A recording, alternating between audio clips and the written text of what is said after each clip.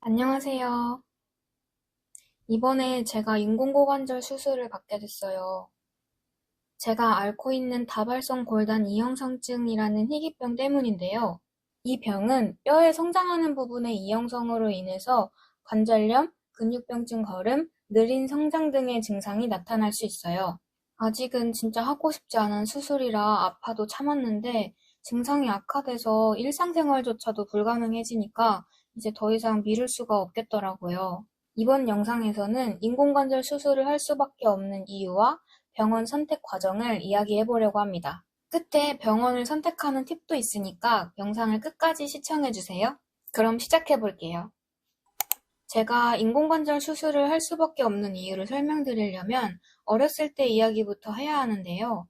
어렸을 때다 보니까 부모님의 기억을 바탕으로 얘기해 볼게요.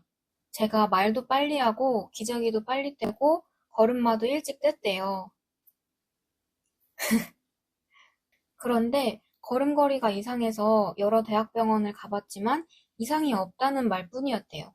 괜찮다고는 하는데 아이가 계속 절뚝거리면서 걸으니까 걱정이 될 수밖에 없죠. 그래서 알아보던 중에 고대 구로병원에 이쪽 분야로 유명하신 분이 계시다고 해서 찾아갔고 거기서 다발성 골단 이형성증이라는 희귀병을 진단받았어요.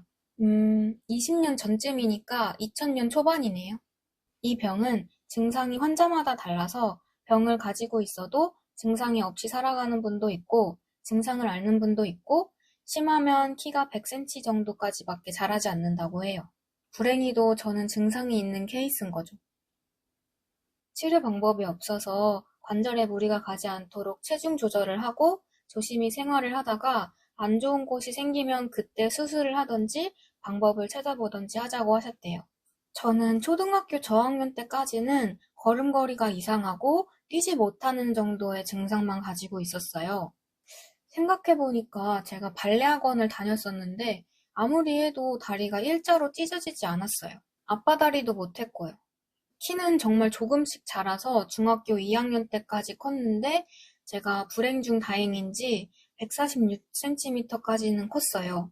중학생 때부터 좀 무리를 하면 관절통이나 근육통이 있었고요.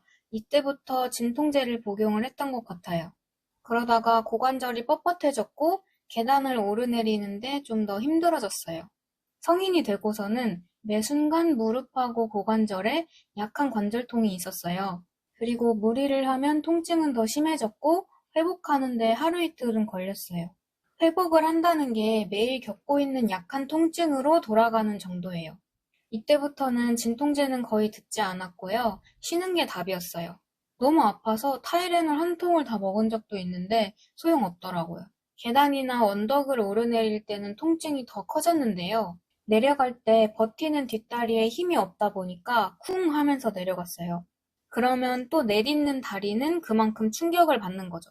취업 후에는 매일 달고 사는 관절통이 더 심해졌고요. 근경련 때문에 잠을 제대로 못 잤어요. 아무래도 왕복 3시간을 대중교통으로 출퇴근을 하다 보니까 더 악화가 됐나 봐요. 저는 평지에서도 신중하게 걸어야 하다 보니까 대중교통이나 계단, 경사진 곳, 사람이 많은 곳에서는 더 힘이 들 수밖에 없거든요. 20분 정도 걷거나 서 있으면 발부터 종아리까지 단단해지고요. 관절통과 근육통이 심해지고 관절이 경직돼요. 계단은 뭘 짚지 않는 이상 제 힘으로 오르내리는 건 거의 불가능한 일이고요.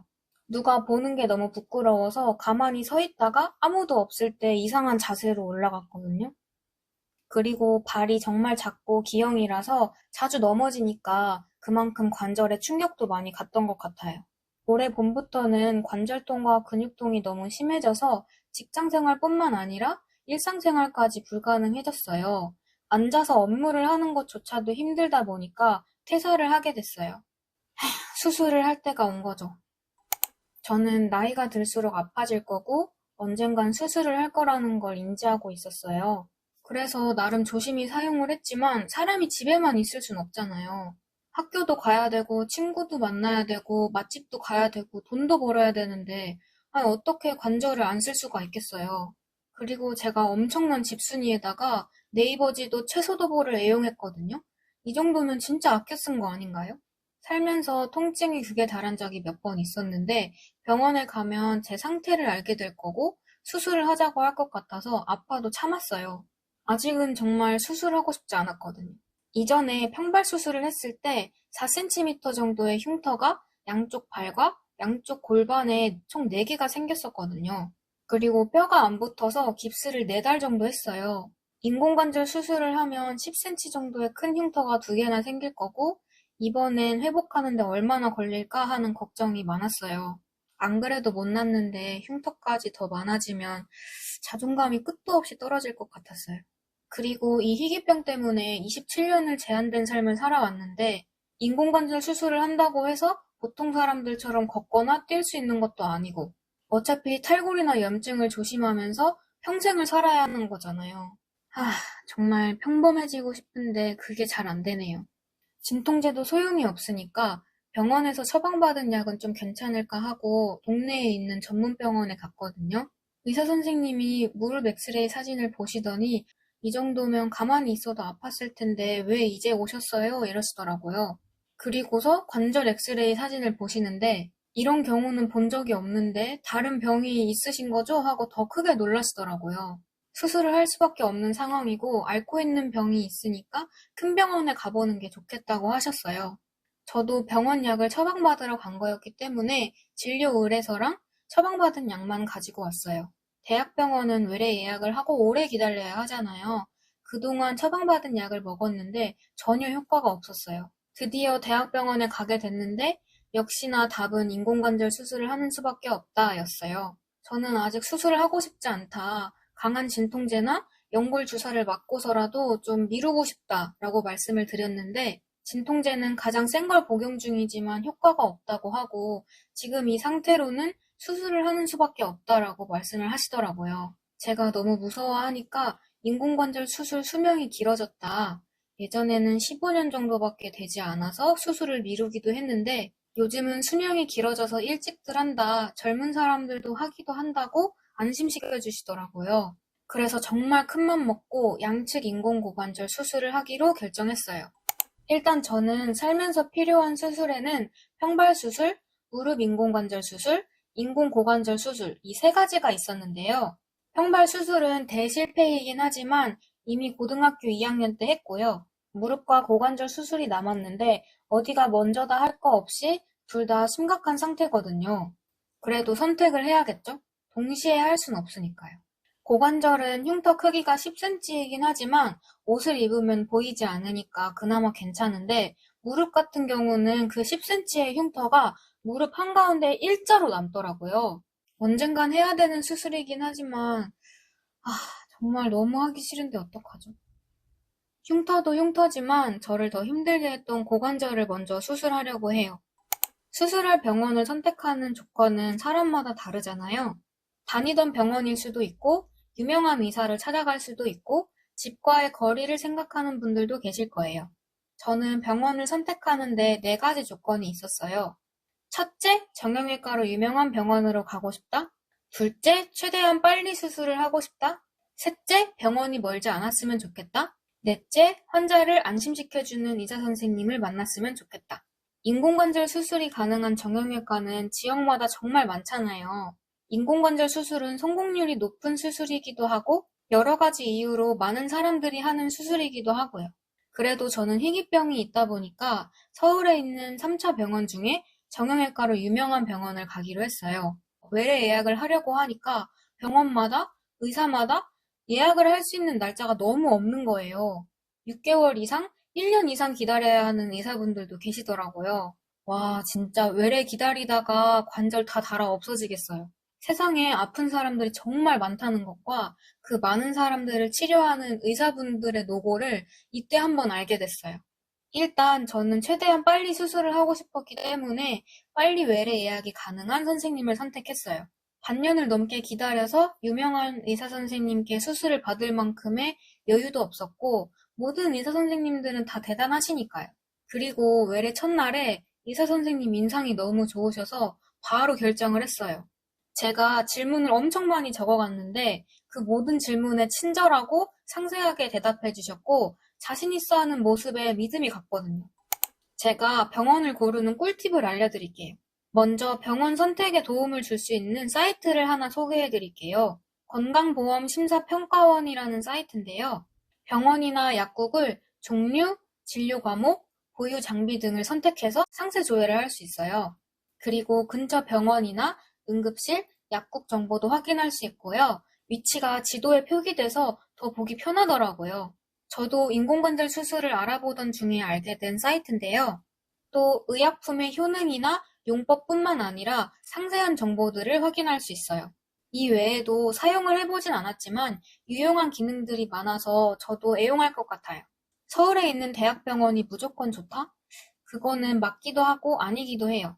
병원은 크게 1차, 2차, 3차로 나뉠 수 있는데요. 보통 몸에 이상이 생기면 1차, 2차 병원부터 가고요.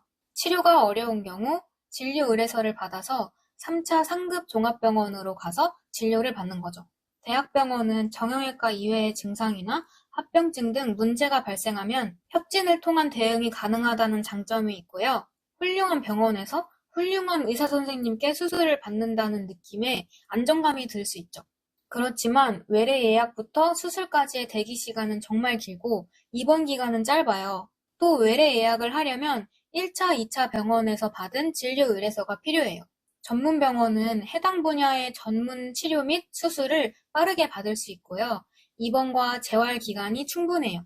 그렇지만 해당 분야 이외의 문제가 발생하거나 특이 케이스 환자에 대한 대처는 어려울 수 있죠.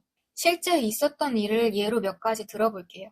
일단 저는 이미 양측 인공고관절 수술을 하고 집에서 회복 중이에요. 같은 병실에 계셨던 할머니께서 전문 병원에서 인공고관절 수술을 하셨대요.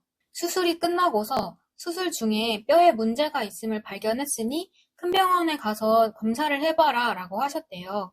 그래서 이 할머님은 대학병원 외래부터 다시 기다리신 거죠. 검사를 한 결과 뼈에 암이 있다는 걸 발견을 했고요. 뼈에 암이 발견됐으니까 암센터로 병실을 옮겨야 되는데 병실에 자리가 나질 않아서 일반 병실에서 계속 기다리셨어요. 만약 대학병원에서 인공고관절 수술을 했다면 뼈암에 대해서 더 빨리 처치를 시작할 수 있지 않았을까 하시더라고요. 다른 할머님은 무릎 인공관절 수술을 하셔야 되는데 투석 환자셔서 대학병원에서 수술하기로 하셨대요. 그리고 수술 후에 보조기나 목발을 사용을 해서 거동을 할 수 있으면 병원에서는 퇴원을 권유하거든요. 환자들은 재활병원으로 이동하거나 집으로 가야 하는데 재활병원을 알아보고 옮기는 것도 일이고 집으로 만약에 간다면 어떤 일이 발생할지 모르니까 걱정이 되는 거죠. 물론 인공관절 수술의 경우 재활이 단순하기 때문에 집에서도 충분히 재활이 가능하다고 하지만요. 수술 때문에 지방에서 서울로 올라온 환자들도 많았는데요. 그분들은 온전치 못한 몸으로 자가용을 타고 몇 시간을 또 내려가야 하니까 그것도 문제더라고요. 퇴원 후에는 수술 경과를 봐야 하니까 외래를 여러 번 해야 되기 때문에 왔다 갔다 하는 그 시간도 생각을 해야 되고요. 또 전문병원과 대학병원과의 비용 차이도 있을 것이고요. 그래서 병원별로 장단점을 잘 생각해 보시고 본인에게 맞는 병원을 선택하시는 게 좋을 것 같아요.